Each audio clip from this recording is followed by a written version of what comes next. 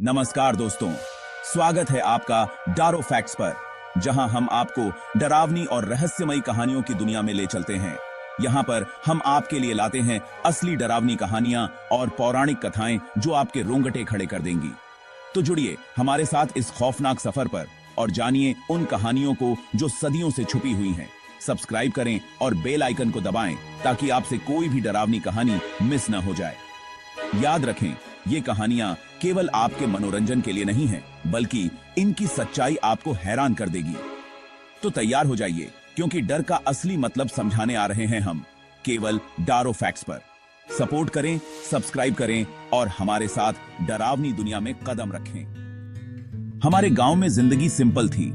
यहाँ की मिट्टी में एक अलग ही खुशबू थी जो हमें अपनेपन का एहसास दिलाती थी। हम किसान थे, सपने देखने वाले थे। हम एक परिवार थे। खेतों में काम करते हुए हम एक दूसरे के साथ हंसी मजाक करते थे और हर दिन एक नई उम्मीद के साथ शुरू होता था। हवा में चिड़ियों का गाना गूंजता था।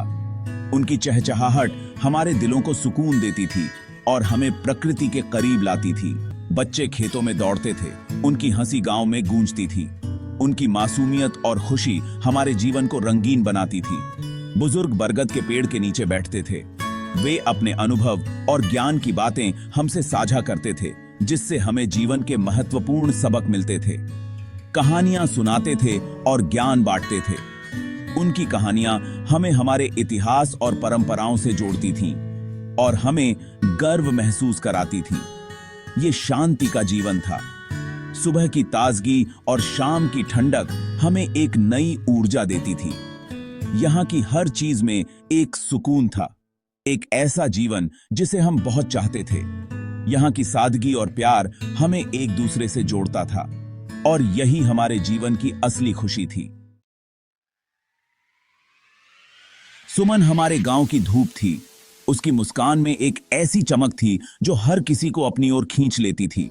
जब भी वह गांव की गलियों में चलती, लोग उसे देखकर अपने सारे दुख भूल जाते थे।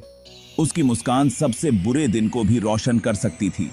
उसकी हंसी में एक जादू था जो हर किसी के चेहरे पर मुस्कान ला देता था। चाहे कोई कितना भी उदास क्यों न हो, सुमन की मुस्कान उसे खुश कर देती थी। वो हमेशा मदद के लिए तैयार रहती थी। चाहे कोई बुजुर्ग हो या बच्चा, सुमन सबकी मदद करती थी।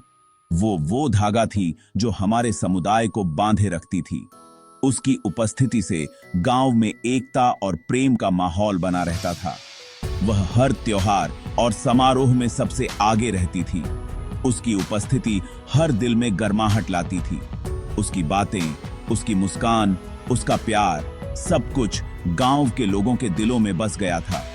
वह सबकी चहेती थी। हम कभी नहीं जानते थे कि उसके बिना जीवन कैसा होगा। उसकी कमी ने गांव में एक खालीपन छोड़ दिया है। उसकी यादें हमेशा हमारे दिलों में जिंदा रहेंगी। सुमन हमारे गांव की धड़कन थी और उसकी यादें हमेशा हमारे साथ रहेंगी। उस रात आसमान एक भयानक लाल रंग में बदल गया। हवा घायल जानवर की तरह गरजी। एक चीख ने सन्नाटे को चीर डाला। ये दर्द और दहशत से भरी चीख थी। ये सुमन की चीख थी। हम उसके घर की तरफ भागे। आग उसे अपनी चपेट में ले रही थी, लेकिन हम उसे नहीं बचा सके। हम उस तक नहीं पहुंच सके। सुमन चली गई थी। उसने खुद को आग लगा ली थी। हम में से कोई नहीं समझ पाया क्यों। गांव सदमे में था। सुमन की मौत हमारे दिलों पर एक ऐसा घाव था जो भरने का नाम नहीं ले रहा था। कानाफूसी शुरू हो गई। कुछ ने कहा कि वो भूतहा थी। दूसरों ने कहा कि उसे पागलपन ने प्रेरित किया था। लेकिन सुमन की मां, जिनकी आंखें अनगिनत आंसुओं से भरी थीं, ने अपना सिर हिलाया। नहीं, वो फुसफुसाई, मेरी सुमन मजबूत थी। कुछ भयानक हुआ होगा। दिन हफ्तों में बदल गए। गांव शोक मना रहा था। हमें सुमन की हंसी याद आ रही थी। हमें उसकी गर्मजोशी की कमी खल रही थी। लेकिन कुछ और होने लगा, कुछ अजीब, कुछ बेचैन करने वाला। हमारे दिलों में डर समा गया। कभी शांतिपूर्ण रहने वाला गांव अब एक भयानक सन्नाटे में डूबा हुआ था। एक ऐसा सन्नाटा जो किसी भी तूफान से ज्यादा डरावना था। उन्होंने कहा कि सुमन को शांति नहीं मिली, उसकी आत्मा बेचैन थी। उन्होंने कहा कि उसकी आत्मा फंस गई है कहीं अंधेरे में। उन्होंने कहा कि वो अभी भी यहां है, हमारे बीच छुपी हुई। लोगों ने अजीबोगरीब घटनाएं देखनी शुरू कर दी। लाइटें टिमटिमाती थीं, जैसे कोई संकेत दे रही हों। चीजें अपने आप हिल जाती थीं, जैसे कोई अदृश्य शक्ति हो। एक ठंडी हवा गांव में घूमती रहती थी, वो भी गर्म दिनों में, सबको हैरान करती। और फिर वो कुत्ता था जो हमेशा डर के मारे भौंकता रहता था। सुमन का कुत्ता, जो कभी एक चंचल प्राणी था, अब उसके घर के बाहर बैठा रहता था। वो हर रात भौंकता था, एक दर्दनाक, दिल दहला देने वाली आवाज। ऐसा लगता था जैसे वो अपनी मालकिन के लिए विलाप कर रहा हो। सुमन की मां बेसुध थी, उसकी आंखों की रोशनी चली गई थी। वो अक्सर खुद से बातें करती, एक ऐसे वादे के बारे में बुदबुदाती जो वो निभा नहीं सकी। और फिर था रोहन, सुमन का प्यारा सा बेटा। वो अंतर्मुखी हो गया था, चुप। लेकिन ऐसे पल भी आते थे जब उसका दुहक गुस्से में बदल जाता था। उसकी आंखें, जो कभी मासूमियत से भरी होती थीं, अब एक अजीब सी तीव्रता लिए हुए थीं। गांव वाले फुसफुसाते थे कि उस पर किसी बुरी शक्ति का साया है, लेकिन उसकी दादी बेहतर जानती थी। उसने उसकी आंखों में दर्द देखा, वो दर्द जो सिर्फ एक अनाथ बच्चा ही जान सकता है। गांव के बुजुर्गों का मानना था कि सुमन की आत्मा फंस गई है। वे कहते थे कि उसकी आत्मा दो दुनियाओं के बीच अटकी हुई है, न पूरी तरह से इस दुनिया में और न ही पूरी तरह से उस दुनिया में। यह एक ऐसी स्थिति थी जिसे समझना और समझाना दोनों ही मुश्किल था। उन्होंने कहा कि वो रोहन के लिए यहां है। रोहन, उसका बेटा, जो अब बड़ा हो चुका था, लेकिन उसकी मां की आत्मा अभी भी उसकी देखभाल करने के लिए यहां थी। गांव के लोग कहते थे कि सुमन की आत्मा ने कभी भी अपने बेटे को अकेला नहीं छोड़ा। वो उसकी रक्षा करने के लिए यहां है। हर रात जब रोहन सोता था, सुमन की आत्मा उसके पास होती थी, उसकी रक्षा करती थी, उसे किसी भी बुरी आत्मा से बचाती थी। यह एक मां का प्यार था जो किसी भी बाधा को पार कर सकता था, लेकिन वो उस तक नहीं पहुंच सकती। एक अदृश्य दीवार थी जो उसे रोहन से दूर रखती थी।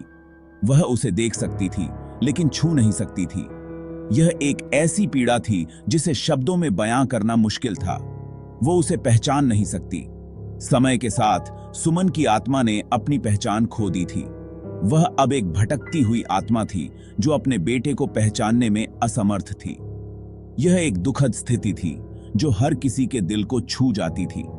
उन्होंने कहा कि अपने बेटे के लिए उसका प्यार इतना मजबूत था कि इसने उसे इस दुनिया से बांध दिया।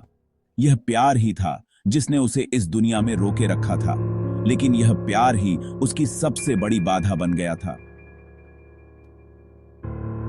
लेकिन उसका दर्द, उसकी उलझन इन बेचैन करने वाली घटनाओं में प्रकट हो रही थी। गांव में अजीब घटनाएं होने लगीं। लोग कहते थे कि यह सुमन की आत्मा का दर्द था जो इन घटनाओं का कारण बन रहा था। वो अपने ही प्यार की कैदी थी। उसका प्यार ही उसकी जेल बन गया था और वह इस जेल से कभी भी बाहर नहीं निकल सकती थी। यह एक ऐसी कहानी थी जो गांव के हर व्यक्ति को सोचने पर मजबूर कर देती थी। साल बीत चुके हैं, डर बना हुआ है। सुमन के दुखद अंत की याद हमें सताती रहती है।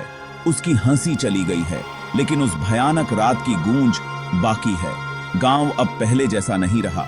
यह दुख से सना हुआ स्थान है, एक ऐसी जगह जहां हवा एक मां के प्यार और एक आत्मा की पीड़ा की कहानियां फुसफुसाती है। एक जगह जिसे हमेशा सुमन के गांव के रूप में जाना जाएगा। तो दोस्तों, कैसी लगी आपको आज की कहानी? अगर आपको ये वीडियो पसंद आई हो तो इसे लाइक करें और अपने दोस्तों के साथ शेयर करें। आपकी प्रतिक्रियाओं और सुझावों का हमें हमेशा इंतजार रहेगा। तो तब तक के लिए अलविदा, और याद रखें, अंधेरे में छिपी हर परछाई का एक रहस्य होता है। मिलते हैं अगली कहानी में, केवल डारो फैक्ट्स पर।